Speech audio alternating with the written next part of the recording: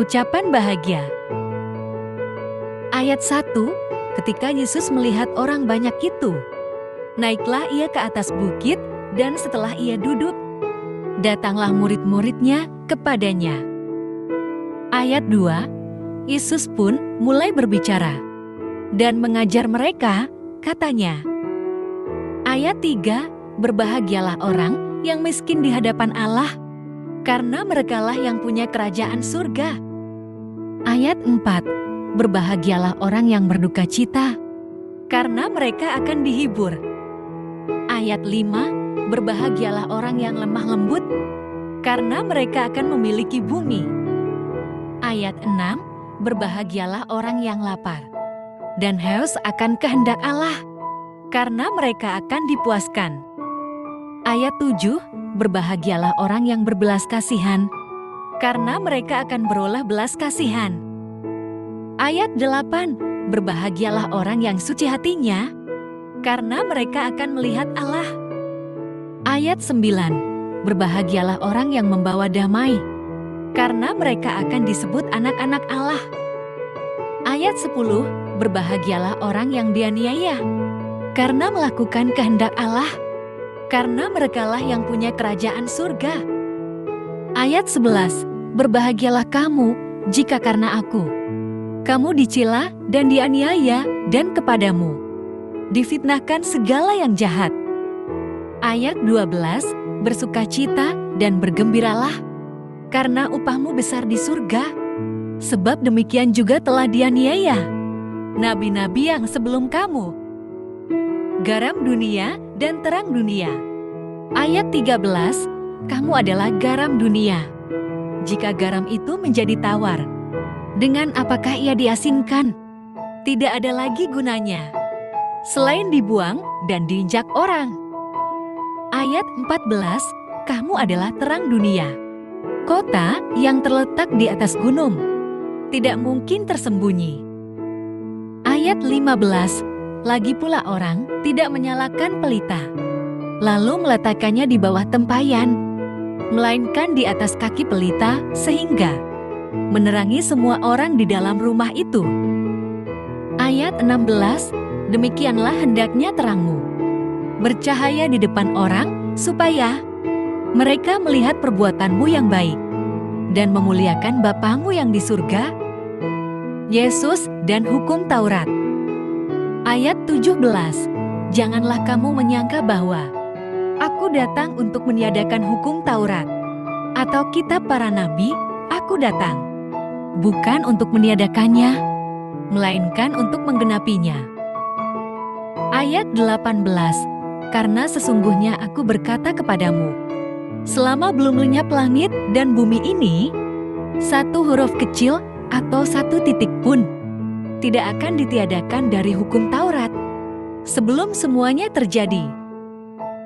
Ayat 19, karena itu siapa yang meniadakan salah satu perintah hukum Taurat sekalipun yang paling kecil dan mengajarkannya demikian kepada orang lain, ia akan menduduki tempat yang paling rendah di dalam kerajaan surga.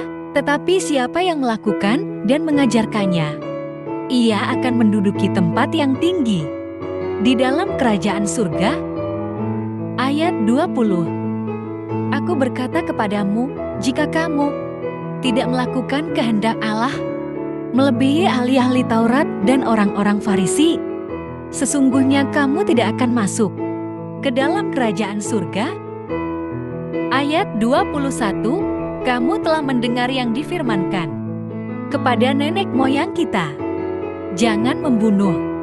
Siapa yang membunuh harus dihukum. Ayat 22, tetapi aku berkata kepadamu, setiap orang yang marah terhadap saudaranya harus dihukum. Siapa yang mencaci maki saudaranya harus dihadapkan ke mahkamah agama. Dan siapa yang berkata, jahil, harus diserahkan ke dalam neraka yang menyala-nyala. Ayat ke-23, sebab itu, jika engkau mempersembahkan persembahanmu di atas mezbah dan engkau teringat akan sesuatu yang ada dalam hati saudaramu terhadap engkau, Ayat 24, tinggalkanlah persembahanmu di depan mezbah itu dan pergilah. Berdamai dahulu dengan saudaramu, lalu kembali untuk mempersembahkan persembahanmu itu. Ayat 25, segeralah berdamai dengan lawanmu, selama engkau bersama-sama dengan dia di tengah jalan, supaya lawanmu itu jangan menyerahkan engkau kepada hakim, dan hakim itu menyerahkan engkau kepada pengawal, dan engkau dilemparkan ke dalam penjara.